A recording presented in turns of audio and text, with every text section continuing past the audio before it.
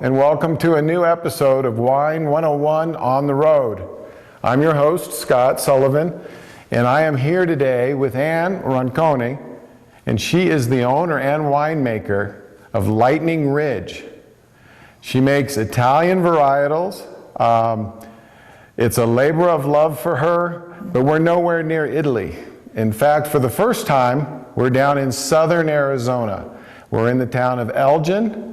And I'd like to welcome Ann. Say hello. Thank you. Hello, everybody. Welcome. So, Lightning Ridge Wineries, tell us a little bit about it.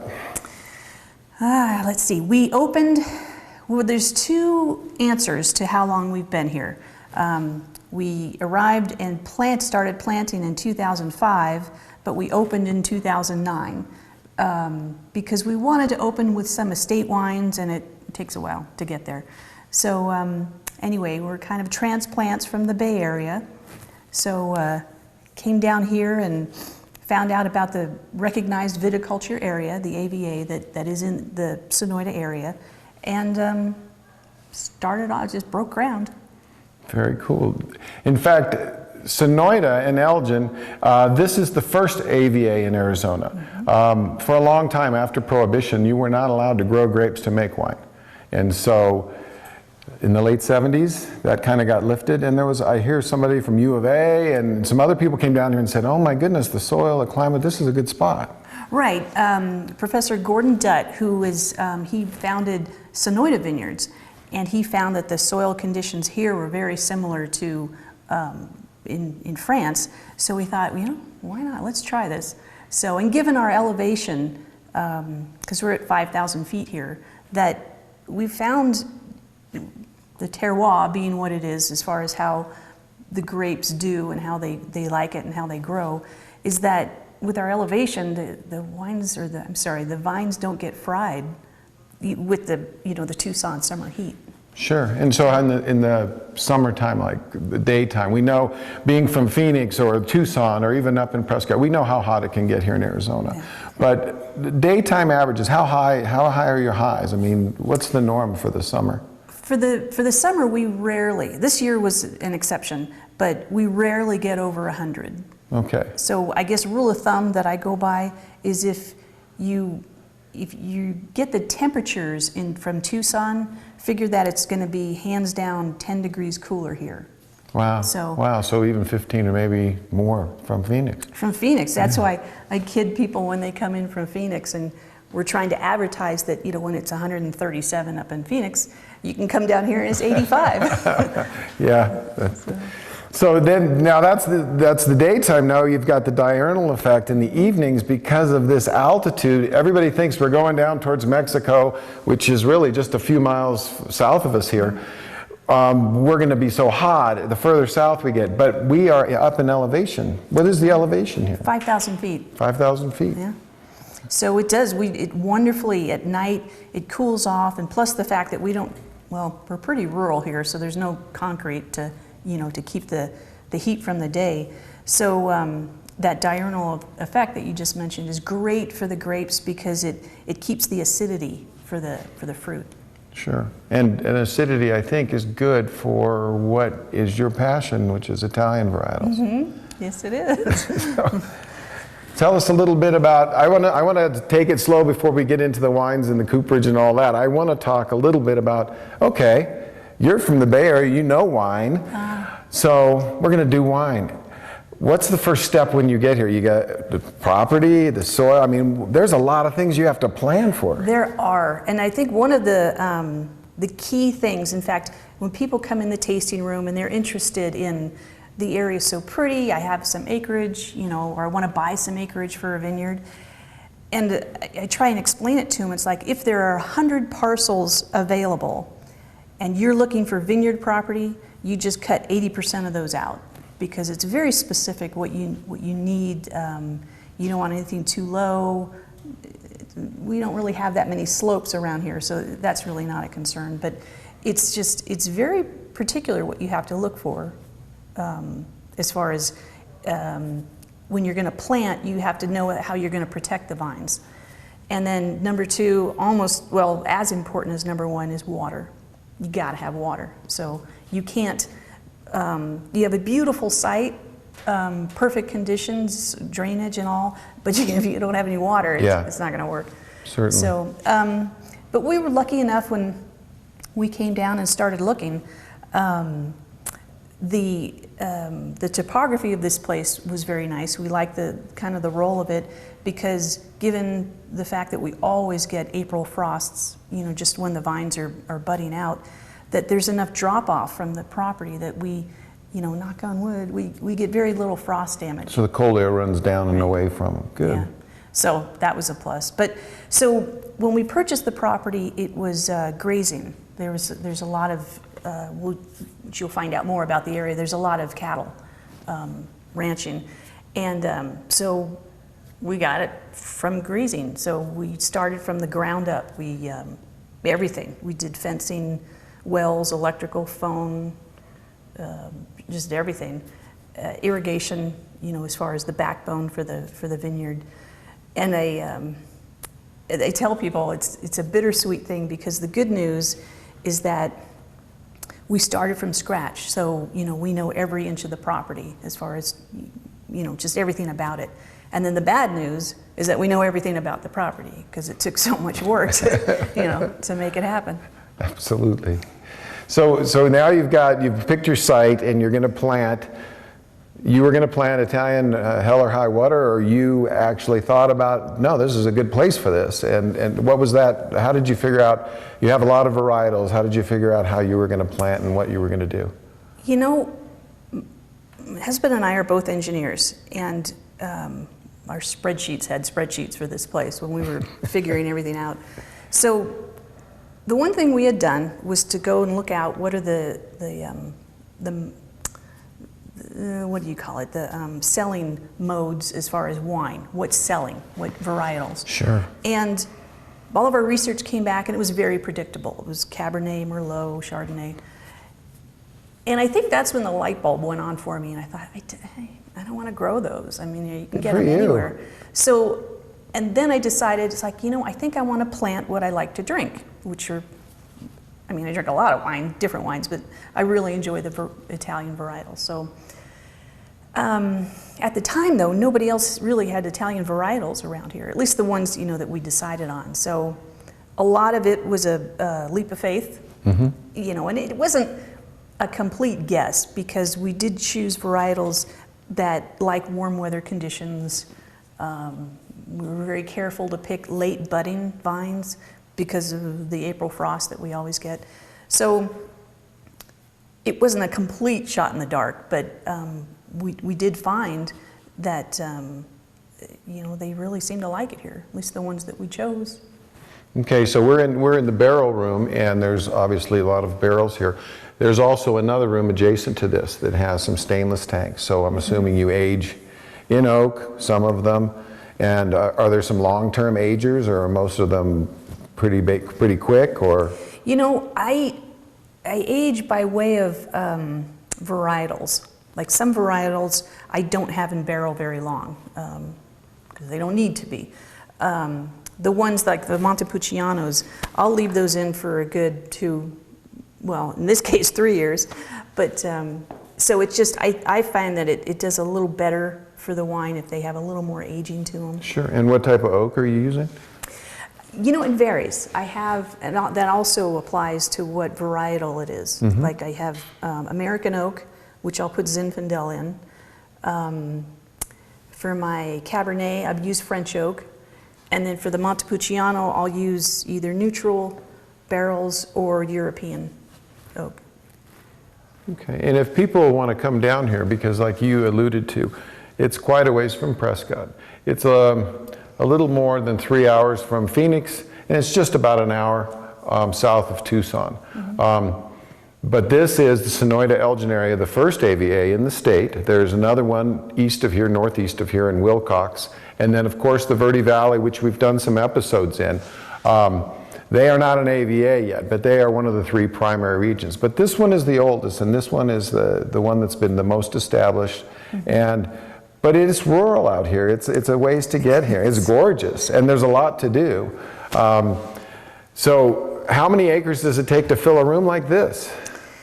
Well, I produce about 1,000, maybe 1,100 cases a year. So I would be considered like boutique or uber boutique as far as winery size. But this is just a collection. I mean, there's numerous years in here. This isn't 1 year of harvest.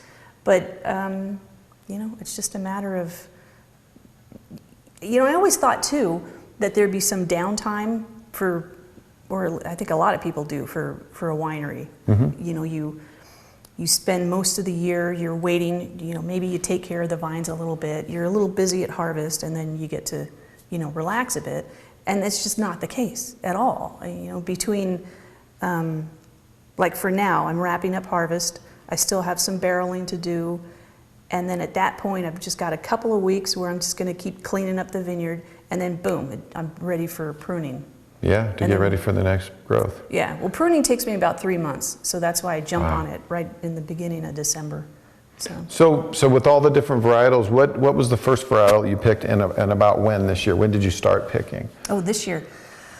I picked our Malvasia, or I guess it's pronounced Malvasia. I'm trying my hand at some Vinsanto. It's an Italian dessert wine. So I tried a little bit last year, learned some mistakes, so I'm going to try it again this year. So that was the first harvest. And then we went to, what was next? The Sangiovese, the Nebbiolo, then bounced over to, what's down front? The Montepulciano was later, the Cabernet. I have some Cabernet. Because the plan is that with my Sangiovese, I'm going to keep some of it for just a straight Sangiovese, and then I planted Cabernet so I can do some blending to make a Super Tuscan. A little IGT going. Yeah. Very cool, very cool. So what is that, from the end of August to the beginning of October? I mean, when, but yeah. It's several months actually, really. It is, yeah, harvest is a whole season. It's usually 2.5 months, but I will say this year it was like 2 months. It was a little bit shorter. In fact, the last varietal I brought in was the Alianico, and I was thrilled because we were harvesting on October 4th when I'm usually bringing that stuff in at Halloween. So I'm kind of wrapping stuff up early. So nice. That's good. Yeah. So then from there you got to go through the process and whether you're going to do a long maceration process or a quick fermentation. So that's all having to juggle your spreadsheets again and get the timing right to get them all done. Is there tag team on the tanks, or is it a whole science of how to get all these done? I have, I guess I've eventually gotten to the point where I have enough tank space for the different varietals that come in. Oh, that's wonderful. And it's just a big juggling act. You bring in some fruit, you ferment it.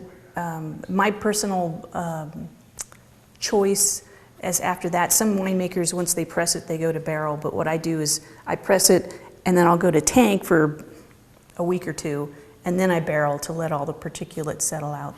So you don't have that much gunk in your barrels. But anyway, but it's just this juggling act of once one's done and you get it barreled, then the next stuff comes in. Or maybe it's not that cut and dry. There's some panicky long days in there, but it bit off more than you can chew, or would do it 10 times again? Yeah. It's a lot of work. It's a lot of work. I know the people I talk to, they're like, oh my God, I can't find my tail. I'm turning around and around. It's, and the other thing too, it's funny that if the work alone that needs to be done is fine. It's like, okay, it is what it is. But everything breaks. And then you've got Mother Nature, kind of coming into the play where, if you have coyotes or rabbits or whatever, and they're chewing on your emitter hoses, and then the next time you water, it looks like the front of the Bellagio, out in the vineyard. And it's just, so it's stuff that you always have to fix on top of it. So that's the... Well, congratulations. I mean, this is wonderful. When you come down here, the way they have it set up is fantastic. It's like they also have an interior decorator. And then the barrels, everything's so tidy and neat. With a lot of wineries, they're so clean. But there's one thing missing, and that is actual bottles of wine. And is there any way we can go to your tasting bar and talk about some of the wines you're making? Sure, I'd love to talk about them. Okay. We'll see you in a few minutes when we move up to the tasting room.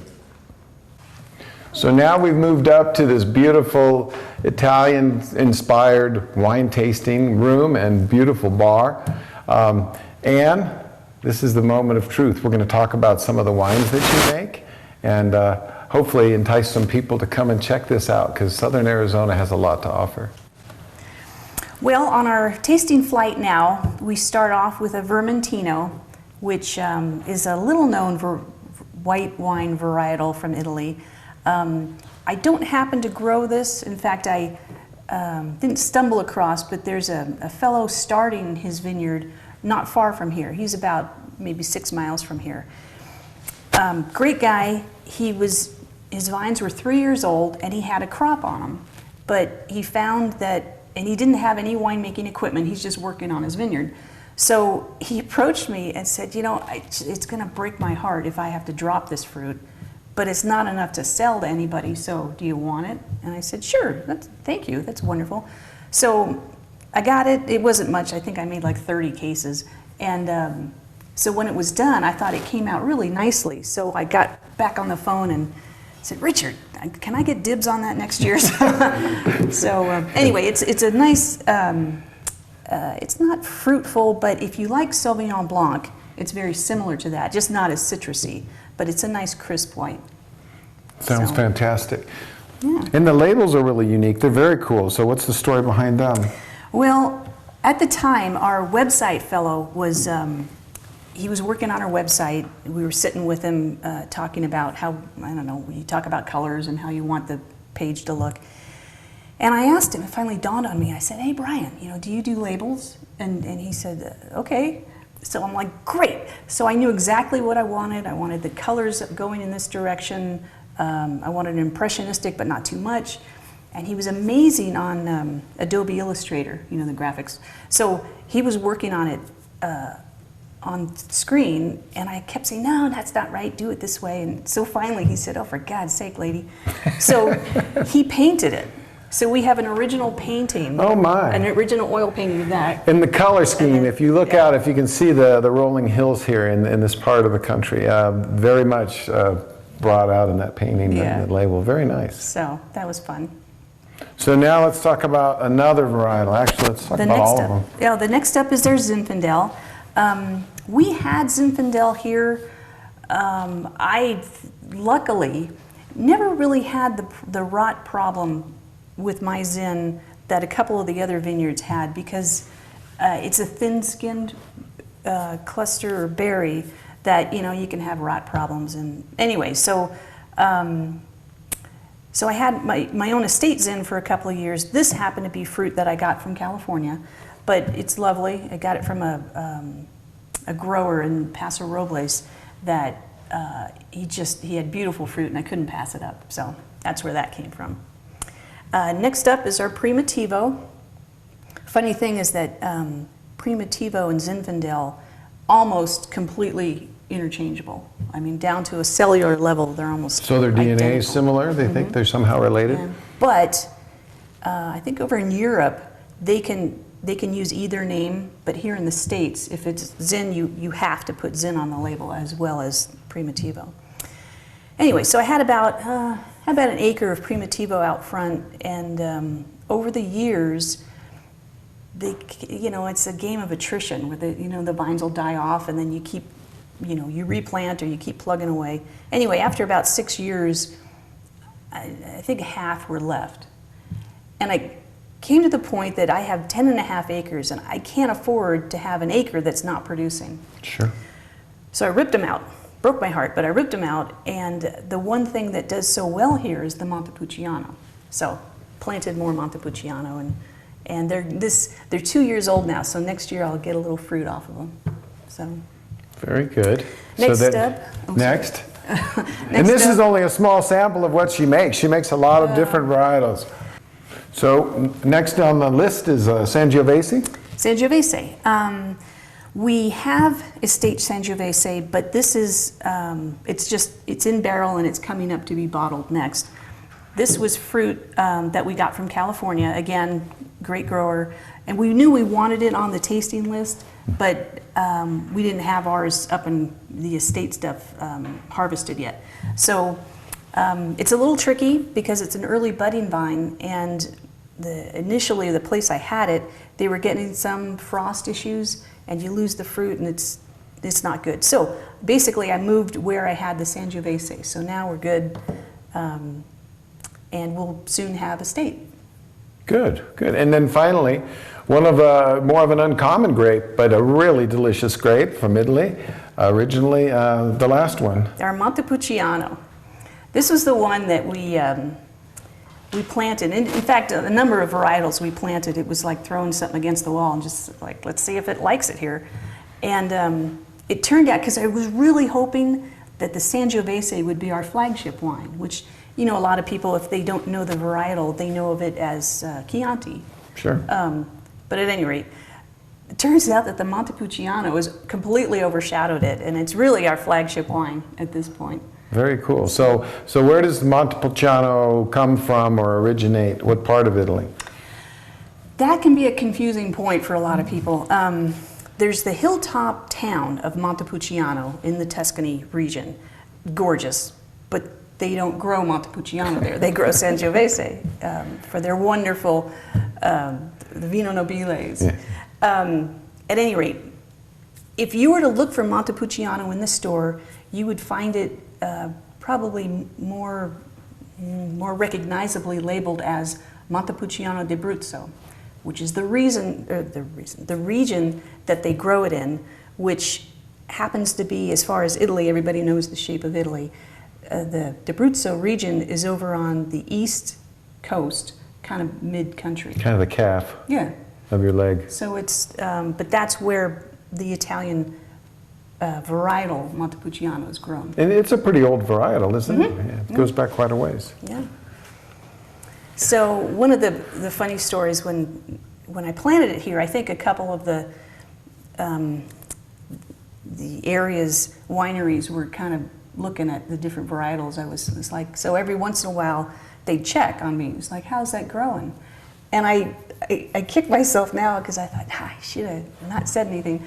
But I said, oh, it's doing great. It doesn't rot. It's great fruit set. So now everybody's planting. Rats. But anyway. No, that's good. Competition always is good. It's good for us too on the consumer side. It is, and it's fun to see what other winemakers, what their style is when they make it. So. Very true. So one of the things we like to do, any of you watched the show before, is we love to find the people that are the most familiar with their wines. Give us a sample or two of what wine they adore having with what dish. And the neat thing about these labels is they actually, and on their website, they will mention which of the varietal, they'll give you a hint of a tasting or a pairing that they like to do. So pick one or two and tell me what you think it would go with. Well, the Vermentino is, it's nice and bright and crisp. So it goes along with the adage of fish or chicken. But it could also, this would be very nice if you just had like an antipasta dish with cheeses, maybe some figs, a little honey. It's just nice and bright to go with it. I guess that would be a little lighter fare. Sounds good. As opposed to, say, the Montepulciano, which you could have that with a big old steak, or if you wanted like a grilled portobello mushroom, that goes well too. Or both. Yeah, both. And Ann, in talking to you, I couldn't help but notice this gorgeous wall, this collection of corks back here. Did you do all this? I did. I have to admit it's a work in progress, but it kind of happened where I had been collecting corks, and I had two, the great big lawn and garden bags. Two of them, and it just kept tripping over them here because I had to keep moving them around, and I finally got tired of moving them. So one really cold, rainy, yucky day, I thought, well, I'm going to stay inside. So strangely enough, you'd think there's a lot of corks in those two great big bags, but that only came up to about here. Oh my. So then I would save up like a tall kitchen garbage bag, and that fills up about this much. So far it's been different increments that I've been working on, and but I'm going to expand. And then the other part too was that I I enjoy a lot of different wines, so I had corks, from other wineries. And it kind of dawned on me, it's like, it's probably not a good idea to be advertising other wineries on the wall. So those are the ones I cut in half. Chop. So I can still use them, but I'm not advertising. Very cool. So. Well, we've got quite a few wines that we get to try at some point along our journey. And we have to tell you, if you're interested in coming down to this part, you have to look up Lightning Ridge. And you can see their website, lightningridge.com. Mm-hmm. And Ann Ronconi and your husband are the two that really make this all happen. Yep, we're here, we're pouring, well, actually, I'm only in the tasting room one day a week, but every other day I'm outside, so. I want to thank you very much for letting us take time out of your busy schedule. And want to let you know also that if any of you want to watch these episodes and future and past episodes, you can always find us at prescottmediacenter.org/Wine 101. And that's going to lead you to a drop-down box. You can pick any episode you want and basically select as you go, take them on the road with you. But we'd like to thank the crew and everybody that helped make this possible. Again, I'm Scott Sullivan, and I would like to let you know that along with places like Lightning Ridge, you won't know what you're missing until you get on the road.